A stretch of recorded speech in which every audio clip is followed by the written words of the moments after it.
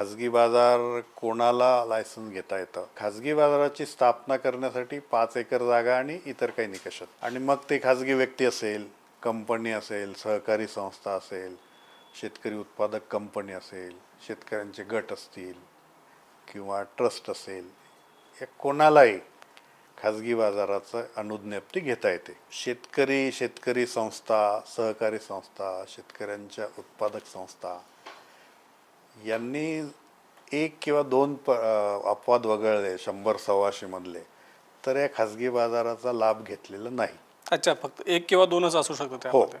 अच्छा, म्हणजे एक वेळ अशी होती की देशभरामध्ये 50-52 खाजगी बाजार होते आणि त्या 52 पैकी 51 महाराष्ट्रात होते. अरे वा. एकच इतर राज्यात कुठंतरी झाला होता. आता महाराष्ट्रातल्या खाजगी बाजाराची संख्या 100-125 झाली.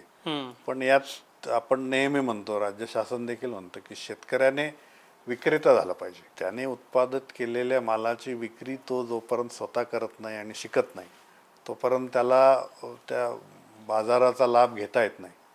मात्र दुर्दैवाने या मंडळीने लायसन्सेस घेतले नाही आणि त्याच्यासाठी आपल्याला खूप प्रचार प्रसिद्धी केली पाहिजे.